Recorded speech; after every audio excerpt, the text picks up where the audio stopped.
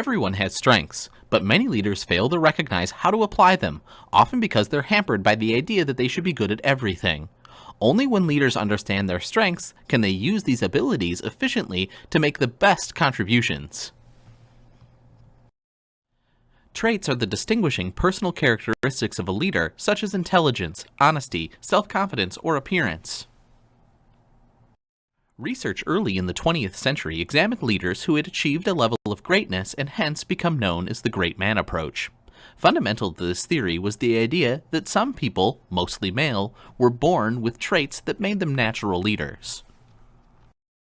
The great man approach sought to identify the traits leaders possessed that distinguished them from people who were not leaders. Generally, research found only a weak relationship between personal traits and leader success. Indeed, the diversity of traits that effective leaders possess indicates that leadership ability is not a genetic endowment. Nevertheless, trait approach researchers expanded their examination of personal attributes by using aptitude and psychological tests. These early studies looked at personality traits such as creativity and self-confidence, physical traits such as age and energy level, abilities such as knowledge and fluency of speech, social characteristics such as popularity and sociability, and work-related characteristics such as the desire to excel and persistence against obstacles. In a 1948 literature review, STOGDILL examined more than 100 studies based on the trait approach. He uncovered several traits that appeared consistent with effective leadership, including intelligence, initiative, interpersonal skills, self-confidence, drive for responsibility, and personal integrity. STOGDILL's findings indicated, however, the importance of a particular trait was often relative to the situation. Initiative, for example, may contribute to the success of a leader in an entrepreneurial situation, but it may be irrelevant to a leader in a stable bureaucracy. Thus, processing certain personal characteristics is no guarantee of success. STOGDILL subsequently reviewed 163 trait studies conducted between 1948 and 1970 and concluded that some personal traits do indeed seem to contribute to effective leadership. The study identified many of the same traits found in the 1948 survey, along with several additional characteristics including things like aggressiveness, independence, and tolerance for stress. However, STOGDILL again cautioned that the value of a particular trait or set of traits varies with the organizational situation. In recent years, there's been a resurgence of interest in examining leadership traits. Research has found a number of personal traits that distinguish leaders from non-leaders. Other studies have focused on followers' perceptions and indicate that certain traits are associated with people's perception of who is a leader. For example, one study found that the traits of intelligence, masculinity, and dominance were strongly related to how individuals perceived leaders. Others have found that a charismatic CEO is perceived to be more effective than other leaders, even though there's no evidence showing they actually are. Most importantly, there are a few traits that successful leaders need to develop. Let's take a look. Let's start with one of the most important, humility, including a willingness to admit mistakes and make oneself vulnerable, which has emerged as an important trait in today's collaborative world. Optimism refers to a tendency to see the positive side of things and expect that things will turn out well. Recent research points to a positive outlook and a cheerful attitude as keys to effective leadership. Numerous surveys indicate that optimism is the single characteristic most common to top executives. People rise to the top because they can see opportunities where others see problems and can instill in others a sense of hope for the future. Leaders at all levels need some degree of optimism to see possibilities even through the thickest fog and rally people around a vision for a better tomorrow. Leaders can train themselves to be deliberately focused on the positive rather than the negative and interpret situation in more positive, optimistic ways. A related characteristic is having a positive attitude about oneself. Leaders who know themselves develop self-confidence, which is general assurance in one's own judgments, decision-making, ideas, and capabilities. Self-confidence doesn't mean being arrogant or prideful, but rather knowing and trusting in oneself. Self-confidence is related to self-efficacy, which refers to a person's strong belief that he or she can successfully accomplish a specific task or outcome. A leader who has a positive self-image and displays certainty about his or her own ability to achieve an outcome fosters confidence among followers, gains respect, and creates motivation among followers. Effective leaders are ethical leaders. One aspect of being an ethical leader is being honest with followers, customers, stakeholders, and the public, and maintaining integrity. Honesty and integrity are the foundation of trust between leaders and followers. Foundational to ethics, honesty refers to truthfulness. It implies an openness that followers welcome. Integrity means that a leader's character is whole, integrated, and grounded in solid ethical principles, and he or she acts in keeping with those principles. Finally, I want to conclude with traits around the idea of drive. Another characteristic considered essential for effective leadership is drive. Leaders are responsible for initiating a new project as well as guiding projects to successful completion. Drive refers to a high motivation that creates high effort levels by the leader. Leaders with drive seek advancement, have high energy and tenacity, and are often perceived as ambitious. If people don't strive to achieve something, they rarely do. Ambition can enable leaders to set challenging goals and to take initiative to reach them. A strong drive is also associated with high energy. Leaders work long hours over many years. They have stamina and are vigorous and full of life in order to handle the pace, the demands, and the challenges of leadership. As we've discussed, it's important for you to be able to identify your own traits that you can transform into strengths and bring to your leadership roles. Some people tend to think that a leader should have a complete set of skills, characteristics, and abilities to handle any problem, challenge, or opportunity that comes along. This myth of the complete leader can cause stress and frustration for leaders and followers, as well as damage the organization. 60% of leaders in one survey acknowledge that leaders face challenges that go beyond any individual's capabilities. Therefore, the best leaders recognize and hone their strengths while trusting and collaborating with others to make up for their weak points. A strength is an ability to consistently provide near-perfect performance in a specific activity. Talents are your natural patterns of thought, feeling, and behavior. Talents are the things you just do. One person might be naturally outgoing and curious, and as an example, another might have the natural talent for being organized. Once recognized, talents can be turned into strengths by consciously developing and enhancing them with learning and practice. Unless they're honed and strengthened and put to use, talents are merely aspects of one's potential. So it's important that we concentrate on our strengths, not our weaknesses. You excel in life by maximizing your strengths, not by fixing your weaknesses. When you live and work from your strengths, you're more motivated, competent, and satisfied.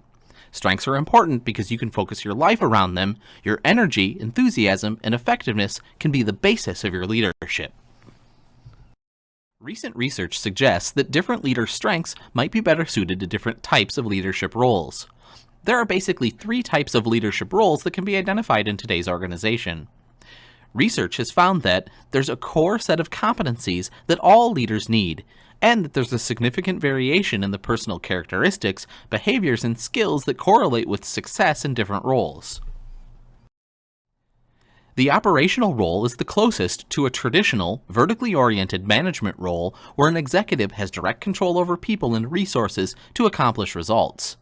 Operational leaders set goals, establish plans, and get things done primarily through vertical hierarchy and the use of position power. Operational leaders are doggedly focused on delivering results. They need high self-confidence and tend to be assertive, always pushing forward and raising the bar. Successful operational leaders are typically analytical and knowledgeable, yet they also have the ability to translate their knowledge into a vision that others can become passionate about.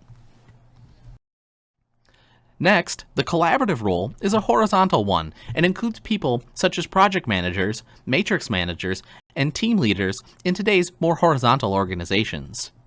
Leaders in collaborative roles typically don't have the strong position power of the operational role. They often work behind the scenes using their personal power to influence others and get things done. Collaborative leaders need excellent people skills in order to network, build relationships, and obtain agreement through personal influence. They are highly proactive and tenacious, and they exhibit extreme flexibility to cope with ambiguity and uncertainty associated with the collaborative role. Finally, leaders in an advisory role provide guidance and support to other people and departments in an organization. Advisory leadership roles are found, for example, in legal, finance, and HR departments.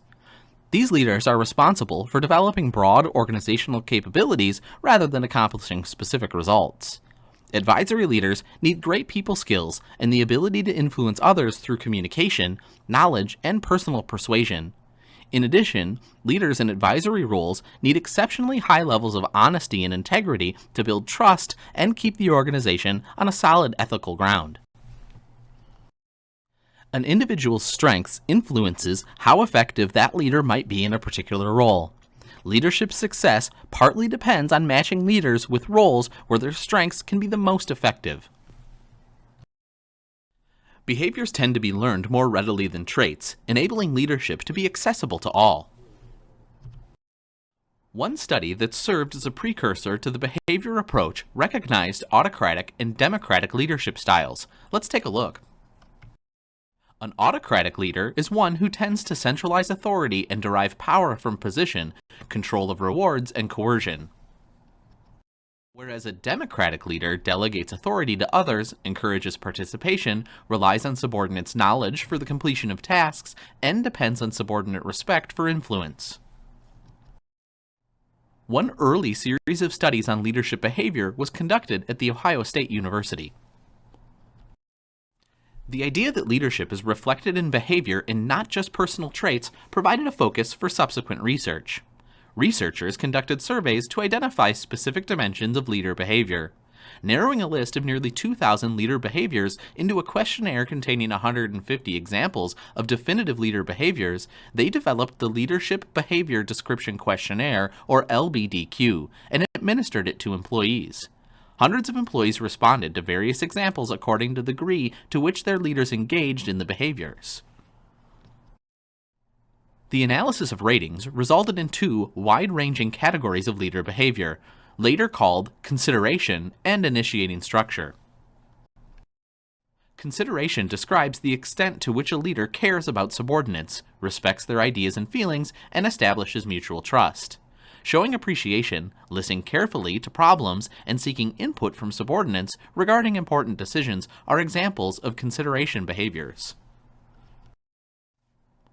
Initiating structure describes the extent to which a leader is task-oriented and directs subordinates' work activities towards goal achievement.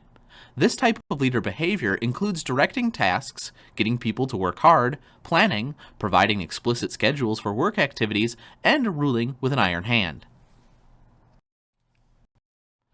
Studies at the University of Michigan took a different approach by directly comparing the behavior of effective and ineffective supervisors. The effectiveness of leaders was determined by the productivity of the subordinate group. Initial field studies and interviews at various job sites gave way to a questionnaire not unlike the LBDQ, called the Survey of Organizations. Over time, the Michigan researchers established two types of leadership behavior, each type consisting of two dimensions.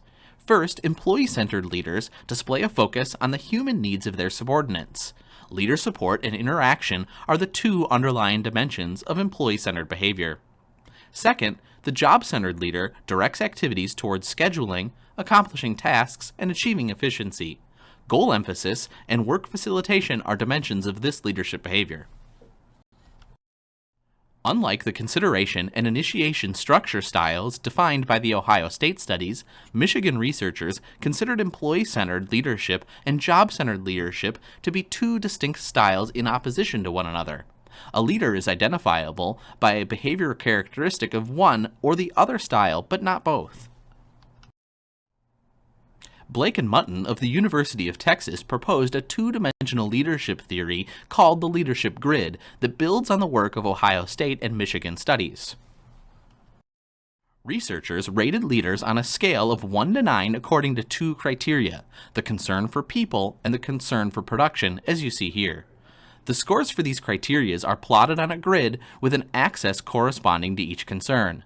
The matrix depicts a two-dimensional model and 5 of 7 major leadership styles. Starting with country club management, a 1 for concern and results and a 9 for concern of people occurs when primary emphasis is given to people rather than work outputs. Team management, with 9s in both concern for people and concerns for results, is often considered the most effective style and is recommended because organization members work together to accomplish tasks. The middle-of-the-road management, 5s in both concern for people and result, reflects a moderate amount of concern for both people and production.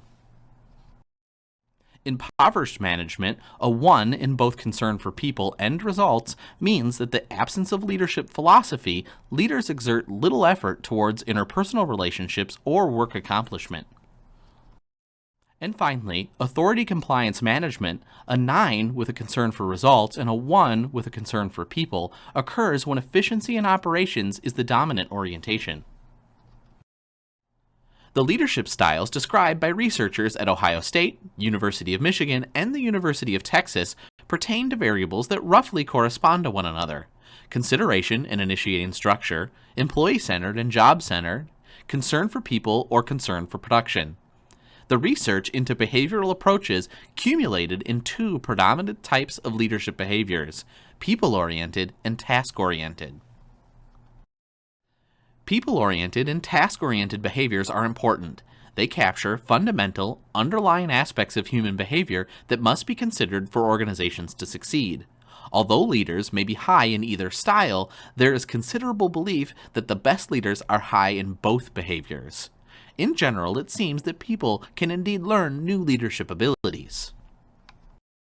Although this high leadership is not the only effective style, researchers have looked into this kind of leader as a candidate for success in a wide variety of situations. Individualized leadership is based on the notion that a leader develops a unique relationship with each subordinate or group member, which determines how the leader behaves towards the member and how the member responds to the leader. In this view, leadership is a series of dyads, or a series of two-person interactions. The dyad view focuses on the concept of exchange, what each party gives to and receives from the other. The first individual leadership theory was introduced nearly 40 years ago and has been steadily revised ever since. There are 3 stages of development of research in this area. First, vertical dyad linkage. Second, leader-member exchange. And third, partnership building. Let's take a look at each. The first stage was the awareness of a relationship between a leader and each individual rather than between a leader and a group of followers. The vertical dyad linkage model argues for the importance of the dyad formed by the leader with each member of the group. Initial findings indicated that followers provided a very different description of the same leader. Subordinates exist either in an in-group or an out-group in relation to the leader. The second stage examines specific attributes of the exchange relationship. Studies evaluating characteristics of the leader-member exchange explored such things as communication frequency, value agreement, characteristics of followers, job satisfaction, performance, climate, and commitment. Leaders typically tend to establish in-group relationships with individuals who have characteristics similar to those of the leader. The third stage explored whether leaders could intentionally develop partnerships with each group member. In this third phase of research, the focus was on whether leaders could develop positive relationships with a large number of subordinates. Critics point out the dangers of leaders establishing sharply differentiated in-group and out-group relationships, in that this may lead to feelings of resentment or even hostility among out-group participants. Thus, the third phase of research in this area focused on whether leaders could develop positive relationships with all followers. In this approach, the leader views each person independently and may treat each one in a different but positive way. The implications of individualized leadership is that true performance and productivity gains can be achieved by having the leader develop positive relationships one-on-one with each subordinate. Entrepreneurship refers to initiating a venture, organizing the necessary resources, and assuming the associated risks and rewards. An entrepreneur recognizes a viable idea for a business product or service and carries it out by finding and assembling the necessary resources, money, people, machinery, location, to undertake the business venture. Entrepreneurial leaders display many of the same characteristics as other leaders, but some traits are particularly important for entrepreneurs. 4 characteristics considered highly important to entrepreneurial leaders are the following. First, vision and dissatisfaction with the present. To start something new requires that the entrepreneur be dissatisfied with the way things are now and have a clear vision for how things should be. Entrepreneurs are more concerned with innovation, creativity, and creating new processes than with maintaining the status quo. Next, the ability to get people on board. Entrepreneurial leaders have to continually recruit others to join in, support, and add to the vision. Third, flexibility, openness to feedback, and the ability to learn and adapt. No one has all the answers, and entrepreneurial leaders must be willing to listen, learn, and adapt. Finally, persistence and execution. Entrepreneurial leaders are tenacious in the pursuit of the vision and take active steps in the here and now to bring the future to life. If one thing doesn't work out, they try another. They are typically highly self-motivated and are willing to stretch themselves and take risks to achieve the vision. For some leaders, these entrepreneurial traits come naturally, but many people can develop these characteristics. Entrepreneurial leadership is a source of innovation and change.